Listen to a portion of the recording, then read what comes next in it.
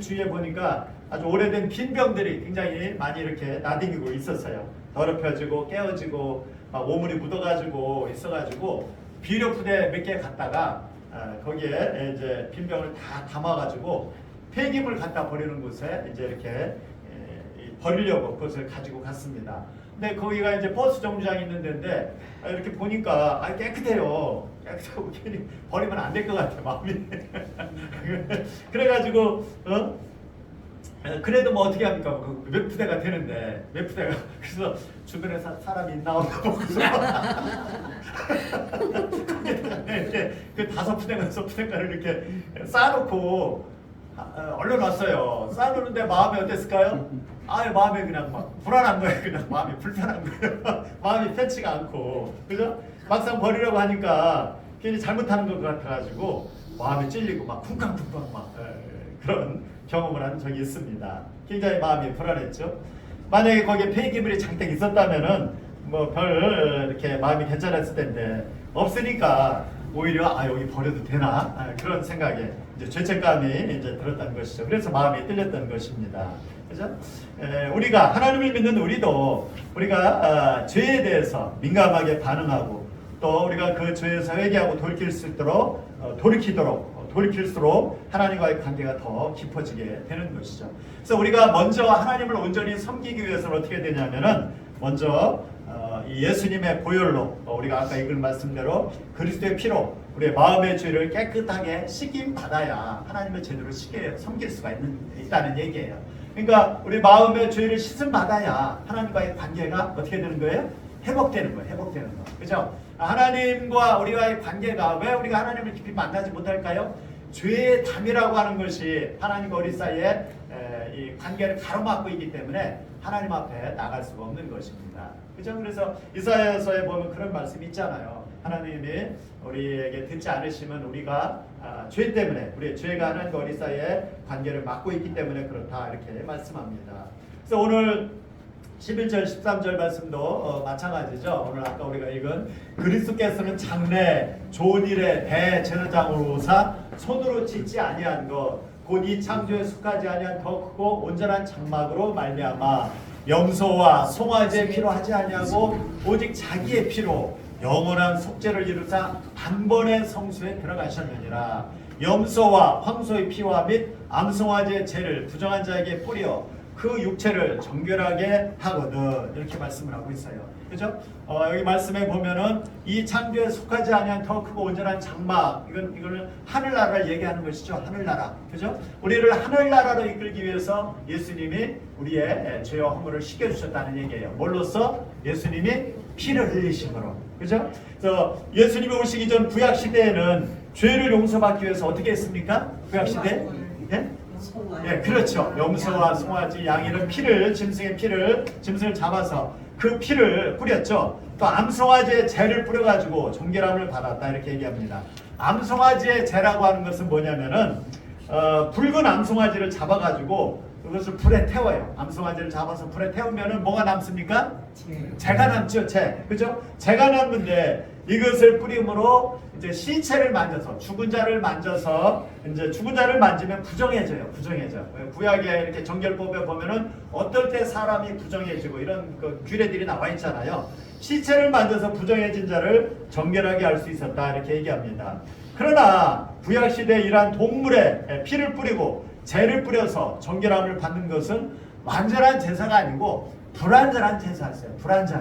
불완전한 제사였고 효력이 그때뿐이었어요. 한 번밖에 없어요. 그때뿐이에요. 그러니까 어떻게 해야 돼요? 수시로 동물을 잡아서 피를 뿌림으로 우리의 죄를 용서받아야 되겠죠. 그러니까 그게 얼마나 힘들겠어요. 그렇잖아요. 그죠?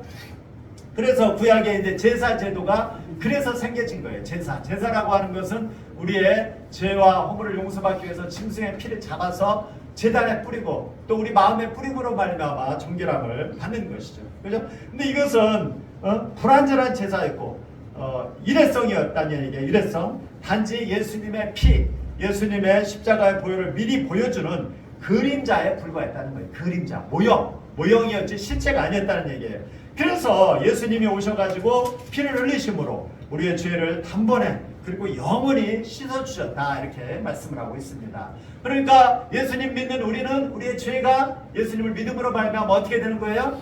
네, 영원히 그죠? 우리의 과거, 현재, 미래의 모든 죄가 다 사해지는 거예요. 그래서 우리가 믿음으로 받아들이는 거예요. 믿음으로 그것을. 그죠? 그래서 12절에 보면은 염소와 송아지의 피로 하지 아니하고 오직 자기의 피로 영원한 속죄를 이루사 단번에 성소에 들어가셨느니라 이렇게 말씀하고 있죠. 구약시대에는 염소와 송아지의 피를 송아지를 잡아서 그 피를 뿌려서 정결함을 받았는데 이제 예수님이 자기의 피로 영원한 속죄 영원히 속죄를 이루셨다는 얘기예요. 누구에게? 믿는 자들에게. 그죠? 그것을 믿고 받아들인 자에게 영원한 속죄를 이루시고 단번에 성소에 들어가셨다고 하는 것은 하늘 성소를 얘기하는 거예요. 하늘 성소.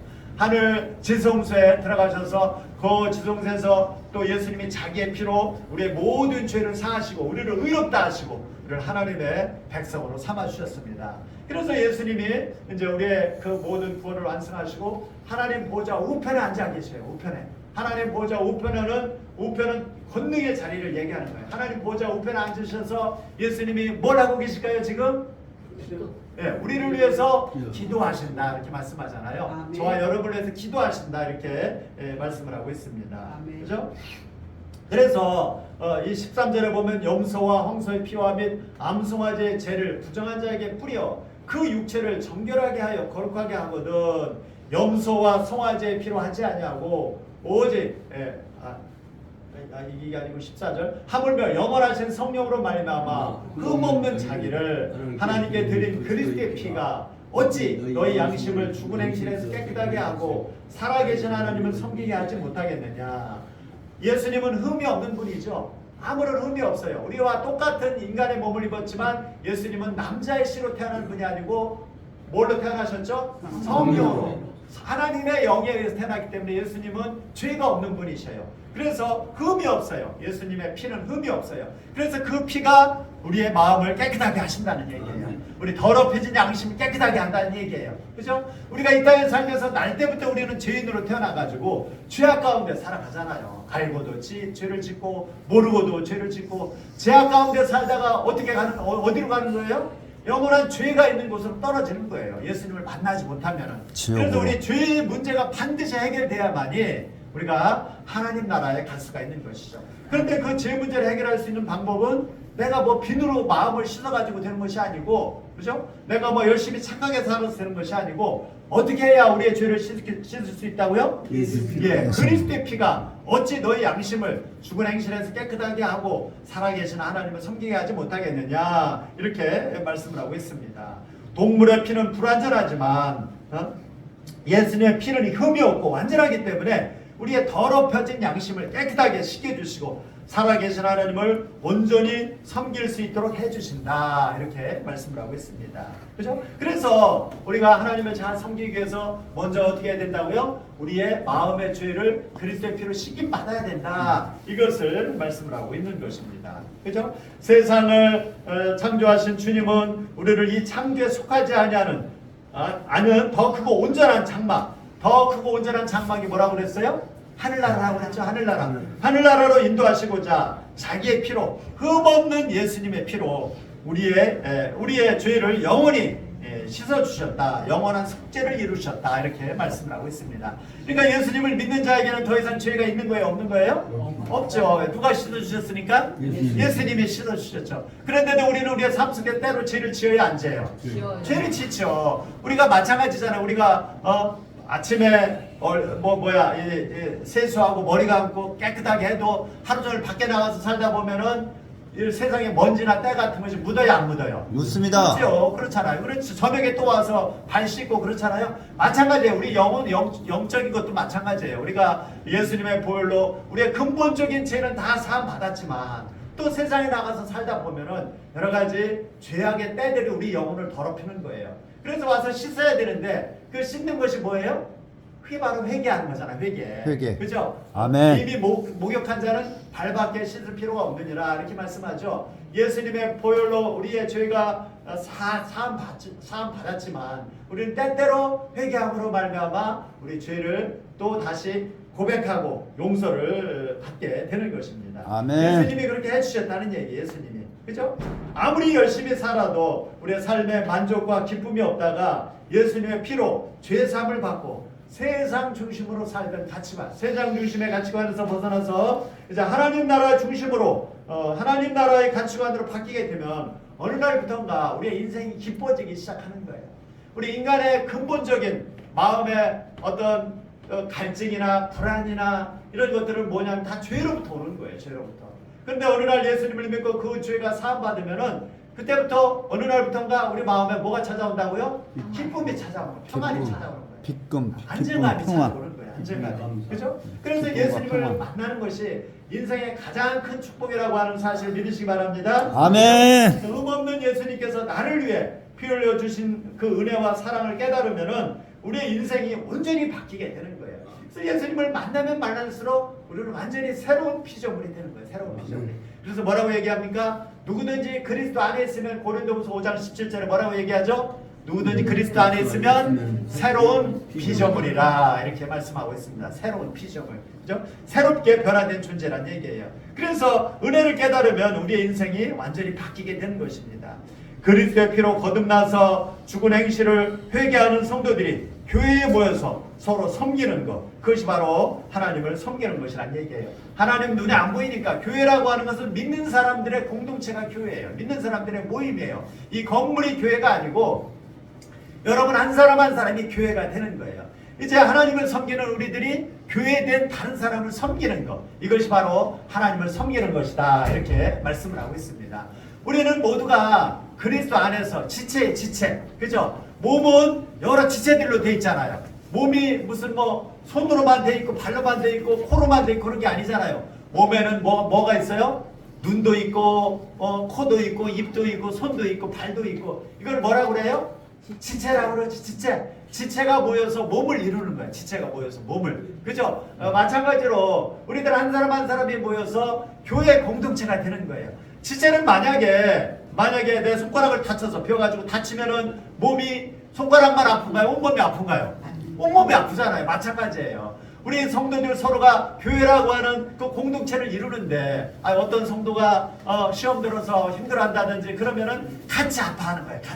같이 아파하고 우리 같이 기도하자, 같이 격려하고 같이 위로하면서 교회 공동체를 세워 나가는 것입니다. 이것이 바로 그렇게 서로 섬기는 것이 바로 하나님을 섬기는 것이란 얘기예요. 하나님을. 그죠? 왜? 하나님은 눈에 안 보이니까 우리를 통해서 하나님의 섬김을 받으시는데 서로가 서로를 섬기는 것이 바로 누구를 섬기는 것이라고요? 하나님을 섬기는 것이다 이렇게 얘기합니다. 이 말씀을 한번 삶 속에 적용해 보시기 바랍니다. 예수님의 피로 나의 가치관은 어떻게 바뀌었는가 한번 생각해 보세요. 내가 교회 다닌다고 하지만 아직도 세상 중심의 가치관을 가지고 그렇게 살고 있지는 않은가? 아니면 그리스도 중심의 가치관을 가지고 항상 그리스도 안에서 예수님 중심으로 살고자 하는가? 한번 적용해 보세요. 한번 생각해 보시기 바랍니다. 흠없는 하나님의 아들이 나를 위해 피를 흘리시고 섬겨주신 것을 정말 최고의 축복이라고 생각하고 있는가? 한번 생각해 보시기 바랍니다. 또 하나님을 참되게 섬기는 것은 뭐냐면은 영원한 기업의 약속을 받아 날마다 우리가 말씀대로 기쁘게 사는 것, 그것이 바로 하나님을 섬기는 거예요. 하나님이 우리에게 뭘 주셨냐면 말씀을 주셨어요. 말씀. 우리가 하나님을 어떻게 만날까요? 말씀으로 만나는 거. 말씀으로. 내가 어쩌게 꿈을 꾸니까 하나님이 내 꿈속에 나타나가지고 야 너 오늘은 저쪽으로 가라, 야 오늘은 이거 해라. 그게 그렇게 해서 하나님을 만나는 것이 아니고, 하나님을 만나려면 어디로 가야 된다고요? 성경 속으로. 그래서 우리가 성경 말씀을 잘 읽고 묵상하고 배우는 것이 필요합니다. 그렇잖아요. 그것이 바로 말씀 안에서 말씀을 묵상하고 말씀이 말하는 대로 살아가는 것, 그것이 바로 하나님을 섬기는 것이다 이렇게 얘기합니다. 그런 자들에게 하나님이 영원한 기업의 약속을 주셨다는 얘기예요. 영원한 기업이라고 하는 것은 뭡니까? 천국을 얘기하는 것이죠. 천국. 기업은 유산이에요. 유산. 영원한 유산을 우리에게 주셨다는 얘기예요. 부모가 자녀들에게 유산을 물려주잖아요. 하나님이 우리에게 유산을 주셨는데 그 유산이 뭐라고요? 영원한 기업, 천국이다 이렇게 말씀을 하고 있습니다. 그래서 우리가 그리스도 안에서 말씀대로 살아가는 것이 하나님을 참되게 섬기는 것이에요. 성경에 보면 마르다와 마리아 이야기가 나와요. 마르다와 마르다 이야기. 그죠? 예수님이 그 마르다와 마리아는 자매예요. 마르다가 언니고 마리아가 동생이죠. 그 예수님이 그 마르다 마리아 집에 찾아왔어요. 그러니까 언니는 마르다는 예수님을 대접하기 위해서 음식을 만드느라고 막 굉장히 분주해요. 바빠요. 그죠? 그런데 동생 마리아는 어떻게 합니까? 예수님의 발치에 앉아가지고 예수님의 말씀에 막 귀를 기울이고 있어요. 예수님 뭐라고 말씀하시나 귀를 기울이고 있어요. 그러니까 언니 마르다가 화가 났어요. 예수님한테 막 따지죠. 아니 예수님, 제 동생 마리아한테 얘기해가지고 나 이렇게 음식 준비하는 거 좀 도와주라고 좀 하세요. 그렇게 얘기하죠. 그러니까 예수님 뭐라고 말씀하십니까? 마르다를 칭찬하나요? 마리아를 칭찬하나요? 마리아를 칭찬하잖아요.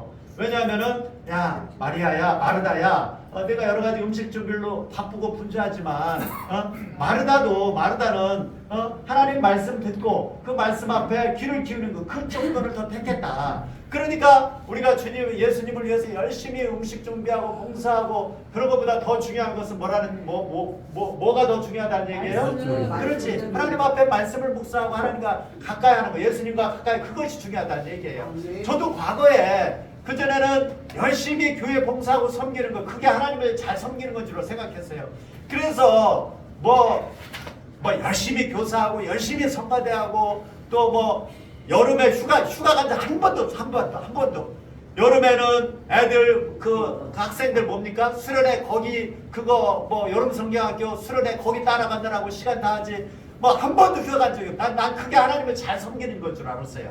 근데 그게 아니고 뭐가 하나님을 잘 섬기는 것이라고요? 말씀을 묵상하고 말씀을 가까이 하고 말씀을 통해서 하나님과 함께하는 것, 그것이 하나님을 제대로 섬기는 것이다. 이렇게 말씀을 하고 있습니다. 그렇게 하는 것이 하나님께서 그렇게 하는 자에게 영원한 기업을 약속해 주셨다는 얘기예요. 그래서 9장 15절 보면 이로 말미암아 그는 새 언약의 중보자시니 그는 첫 언약 때에 범한 죄에서 속량하려고 주구사 부르심을 입은 자로 하여금 영원한 기업의 약속을 얻게 하려 하심이라. 첫 언약은 옛 언약 모세 율법을 얘기하는 거예요. 모세 율법을 우리가 지킬 수 있어요? 없어요? 지킬 수가 없죠. 하나님이 그런 율법을 주신 이유가 뭘까요? 지킬 수 없는 거 왜 주셨을까요? 그걸 보고서 죄를 깨달으라고. 나는 이 율법을 지킬 수 없는 죄인이구나. 이걸 깨달으라는 얘기죠. 이 모세 율법은 옛 언약을 말합니다. 모세 율법을 온전히 지킬 수 없기 때문에 사람은 죄를 지켜야 되고 이 죄 문제를 해결하고 우리가 예수님의 마음으로 살 수 있도록 예수님이 새 언약의 중보자로 오셨다. 이렇게 말씀합니다. 그래서 우리의 죄를 다 씻어주시고 우리에게 새 생명 주셨어요. 하나님의 생명, 영원한 생명을 주셨어요. 그죠? 그래서 영원한 생명을 주셔가지고 영원한 기업의 약속, 천국의 약속을 해주셨다. 이렇게 말씀을 하고 있습니다. 예수님이 우리를 죄에서 해방시켜 주신 이유는 뭐냐면은 우리를 하여금 영원한 기업의 약속을 얻도록, 그러죠? 하늘나라를 받을 수 있도록, 천국으로 나중에 우리가 이 땅의 삶이 다 끝나면 어디로 가나요? 하늘나라로 가는 거예요. 우리 육신은 땅으로 죽어서 이 육신은 썩어 없어지지만 우리 영혼은 불멸이에요. 영혼은 영원한 거예요. 그죠? 영혼이 본질이에요. 우리 영혼이, 그죠? 영혼이 중요한 거예요. 영혼이. 그래서 영혼이 하늘나라로 가게 되는 것입니다. 어떤 자들이 죄사함 받고 예수님을 믿는 자들이, 그죠? 그래서 하나님의 백성은 천국에서 영원한 안식을 누릴 것이지만 우리는 그 약속을 믿음으로 붙잡아 이 땅에서도 천국을 누리며 살아가야 되는 것이죠. 하나님을 믿는 사람들은 죽어서 천국 가는 것만 아니라 이 땅에 사는 동안도 천국의 기쁨을 맛보면서 하나님의 자녀로 살아갈 수가 있다는 얘기예요. 그죠?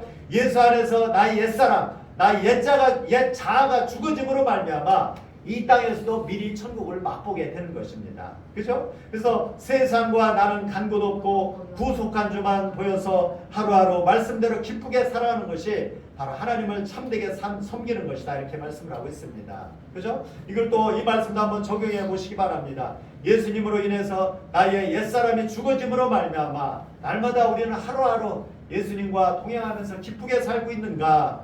또 내 가족과 이웃의 구원을 위해서 내가 피 흘리는 것이 구원의 도구로 하나님을 섬기는 것이다. 이렇게 얘기합니다. 내가 피 흘린다고 하는 것은 희생을 얘기하는 거예요. 예수님이 피를 흘리심으로 자기를 죽이셨잖아요. 그죠? 예수님이 피를 흘리심으로 말미암아 누가 구원받았어요? 우리가 구원받았잖아요. 예수님이 왜 피를 흘리셨어요? 우리를 살리려고. 그죠? 우리도 누군가 다른 사람을 위해서 우리도 피를 흘려야 된다는 얘기예요. 그러니까 피를 흘린다고 하는 것은 섬기고 희생한다는 얘기예요. 누가 야, 너 오늘 나랑 같이 교회 가자. 야, 너 예수 믿고 구원받아야 돼. 너 교회 같이 갈래? 할 때, 그래, 같이 갈게. 그렇게 당장 따라온 사람이 있어요, 없어요? 없어요. 없어요, 없어. 한 사람 교회로 모시고 오기 위해서 어떻게 해야 돼요? 아이고, 얼마나 맞아요.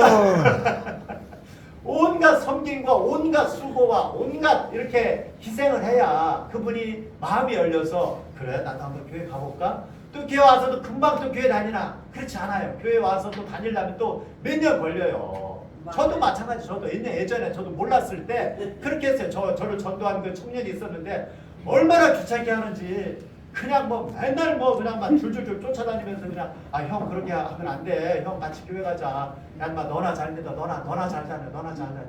그런데 그 친구가 그렇게 그냥 맨날 그렇게 하니까 어느 날 보니까 내가 교회에 가 있더라고. 그 친구가 그러면서 얼마나 속을 썩었겠습니까? 나 때문에. 예? 그렇잖아요? 나 때문에 얼마나 기도하고 얼마나 속 썩고 나한테 좋은 소리도 못 듣고 맨날 야 인마 너나 잘 믿어. 너나 잘 다녀. 제가 그런 적이 있었어요. 그런데 제가 지금 어떻게 해요? 지금 목사까지 됐잖아. 목사까지. 그렇잖아요. 그때는 몰라서 그런 거 아닙니까? 몰라서. 그죠? 몰라서. 아멘. 그래서 우리가 나도 이제 피를 흘리면서 구원의 도구로 이렇게 쓰임 받는 것, 그것이 바로 하나님을 섬기는 것이다 이렇게 얘기합니다. 그죠? 우리가 히브리서 9장 18절부터 22절 말씀을 보면은 이러므로 첫 언약도 피 없이 세운 것이 아니니 모세가 율법대로 모든 계명을 온 백성에게 말하되 송아지와 염소의 피와 및 불과 붉은 양털과 우슬초를 취하여 그 두루마리와 온 백성에게 뿌리며 이르되 이는 하나님이 너희에게 명하신 언약의 피라 하고 또한 이와 같이 피를 장막과 섬기는 일에 쓰는 모든 것을 뿌렸습니다. 율법을 따라 거의 모든 물건이 피로써 정결하게 되나니 피 흘림이 없은즉 사함이 없느니라. 그렇죠? 우리의 죄가 사함받기 위해서 어떻게 된다고요? 예수님의 피로 씻김 받아야 된다 이렇게 얘기하고 있죠. 구약 시대에 짐승의 피를 뿌려서 정결함을 받았습니다. 생명이 피에 있기 때문에 피 흘림이 없으면 죄 사함이 없다 이렇게 말씀을 하고 있어요. 우슬초라고 하는 것은 식물을 얘기하는데 그 줄기에 이렇게 털이 많답니다. 털이. 그래가지고 물을 잘 흡수한대요. 그래서 구약 시대 정결 의식, 이 몸을 깨끗하게 하고 마음을 깨끗하게 하는 그런 정결 의식을 행할 때 물이나 피를 적셔가지고 뿌리는 그런 도구로 어떤 솔 같은 거죠. 솔 그런 도구로 사용되었다고 얘기합니다. 구약 시대에 나이가 드는 율법도 피 없이 세운 것이 아니었죠. 모세는 온 백성과 두루마리 그리고 성수와 모든 그릇에 피를 뿌려서 정결하게 했다. 피를 뿌렸다고 하는 것은 깨끗하게 했다는 얘기예요. 깨끗하게. 우리도 우리 마음의 양심이 더럽혀졌잖아요. 우리 더럽혀진 양심을 어떻게 깨끗하게 해야 된다고요? 예수님의 피를 마음에 뿌려야 된다는 얘기예요. 그런데 예수님의 피가 안 보이는데 어떻게 뿌리지? 믿음으로 뿌리는 거예요. 믿음으로. 그죠? 믿음으로 우리의 마음에 뿌려가지고 우리가 정결함을 받게 되는 것입니다.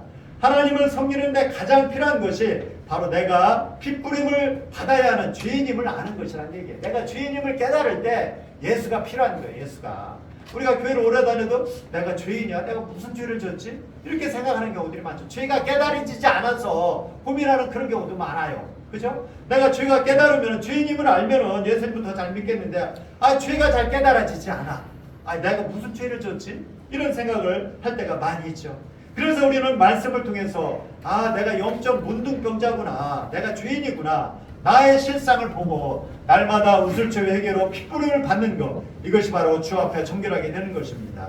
또 내 가족과 지체들의 구원을 위해서 우리 주변에 나만 예수 믿고 천국 가면 안 되잖아요. 나만 믿고 우리 주변에 다른 그 지체들을 위해서 내가 피 흘리는 것, 내가 희생하는 것, 그것이 바로 구원의 도구가 되어서 하나님을 섬기는 것이란 얘기예요. 그죠? 그러니까 나도 다른 사람이 누군가 나를 교회로 인도하기 위해서 그렇게 애쓰고 기도하고 수고했던 것처럼 우리도 우리 주변에 다른 사람들을 주님의 품으로 인도하기 위해서 내가 피 흘림이 필요하다는 얘기예요. 나의 희생이 필요하다는 얘기예요. 그죠? 우리 저기 유시은 성도님이 우리 성도 집사님이 이제 인도하셨는데 처음에는 교회 오는 것도 싫고 그냥 뭐 말씀을 들어도 무슨 소리 잘 모르고 졸리고 막 그랬는데 요새는 말씀이 잘 들어온대요. 안 졸린대. 안 졸린대. 그동안 그 옆에서 누가 그렇게 수고해 줬어요? 집사님이. 수고해 줬으니까 그렇겠지. 그동안 뭐 말씀이 잘 안 들리고 그러면 교회 오는 것도 사실 따분하고 싫잖아요. 그죠? 이렇게 이제 우리가 나 자신도 이렇게 핏부림 피를 흘리는 그런 도구가 되어서 이 다른 영혼을 구원하도록 하는 것, 그것이 바로 하나님을 섬기는 방법이란 얘기예요. 내가 예수님의 핏부림이 필요한 죄인이라고 하는 것을 인정하는 거 한번 생각해 보시기 바랍니다. 내 가족과 지체의 구원을 위해서, 다른 사람의 구원을 위해서 내가 구원의 도구로서 피 흘려야 할 일은 무엇인가 한번 생각해 보시기 바랍니다.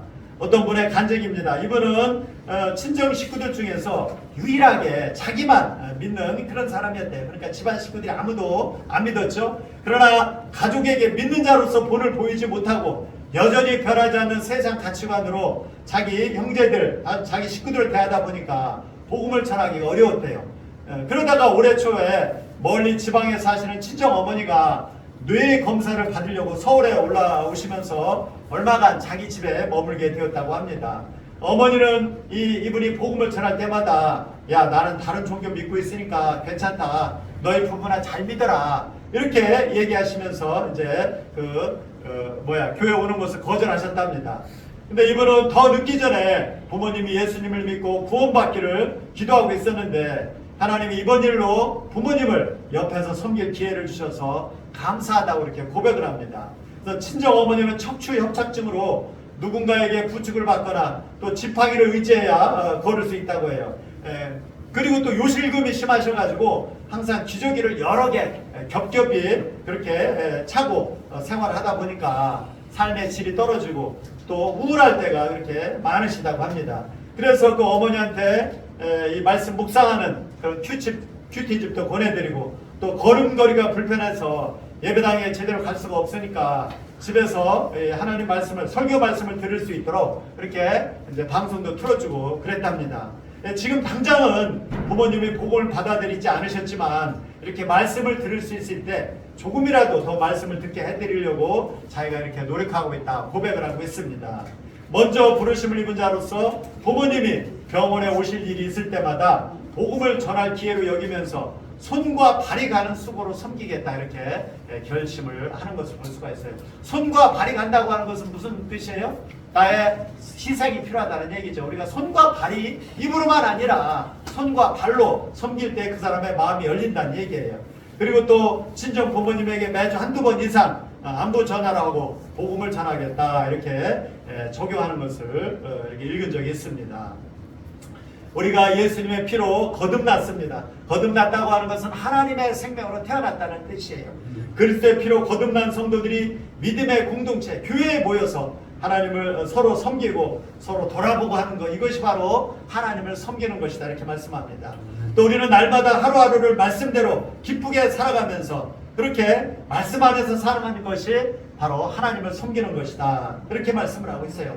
또 내 가족과 우리 이웃의 구원을 위해서, 내 형제 자매들의 구원을 위해서 내가 피 흘리는 것, 그죠? 피를 흘린다고 하는 것은 희생한다고 그랬죠. 손과 발이 가는 수고, 손과 발이 가는 수고를 통해서 구원의 도구로 섬기는 것이 바로 하나님을 섬기는 것이다, 이렇게 말씀을 하고 있습니다. 그러니까 눈에 보이는 하나님, 눈에 보이지 않는 하나님을 섬기려면 어떻게 된다고요? 눈에 보이지 않는 하나님을 섬기기 위해서는 눈에 보이는 형제 자매들을 잘 섬기는 것, 그것이 바로 하나님을 섬기는 것이다, 이렇게 말씀을 하고 있습니다. 또 날마다 말씀을 묵상하며 말씀 앞에 바로 서고 예수님의 우리의 죄와 허물을 고백하고 주님의 보혈로 핏부림을 받아서 하나님의 자녀로 살아가는 것, 이것이 바로 하나님을 섬기는 것이다, 이렇게 말씀을 하고 있습니다. 저 여러분이 정말 이 하나님의 말씀대로 눈에 보이지 않는 하나님을 이 말씀 앞에서 비춰보면서 하나님을 잘 섬김으로 말미암아 영원한 기업의 약속을 받는 저와 여러분 모두가 되시기를 축원합니다.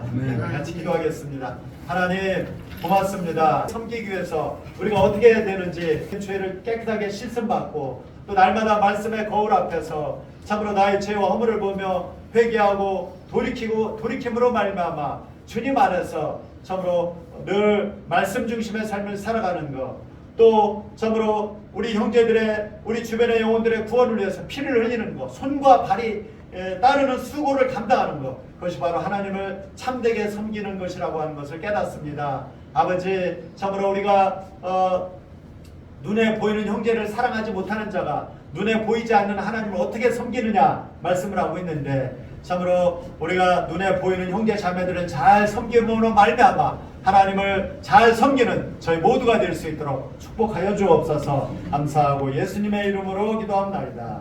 아멘. 네, 우리 찬송가 212장 1, 2절 찬양하면서 봉헌하는 시간 갖도록 하겠습니다.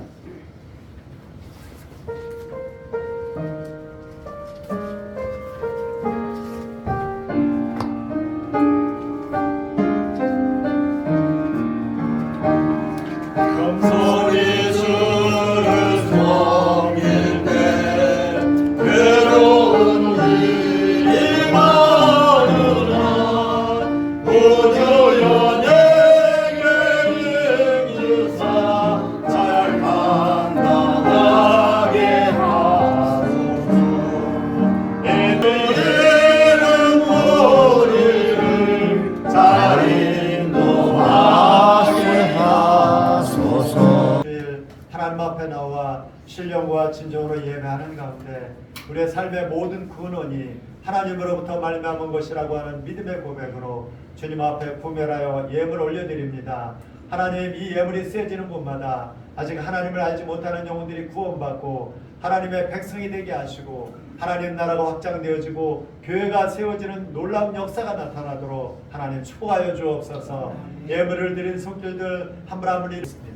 또 12월 31일 송구요 그날 새 말씀 카드 말씀도 뽑고 한번 안수기도를 하는 시간 갖도록 하겠습니다. 그래서 성 집사님 간경화증, 유성준 집사님 또 심장 협심증 또 당뇨 또 어깨 왼쪽 어깨 수술한 부분 빨리 완쾌되도록 같이 기도해 주시고 아멘. 사업하시는 분들 우리 조영환 집사님, 허영식 집사님 우리가 잠시만요 아버지 하나님, 올려드립니다. 오늘도 우리 시명성대님 고 하나 축을 시간을 못하신 과비해서 신영수, 5년째 박문남 자원을 사회자, 하고 있습니다.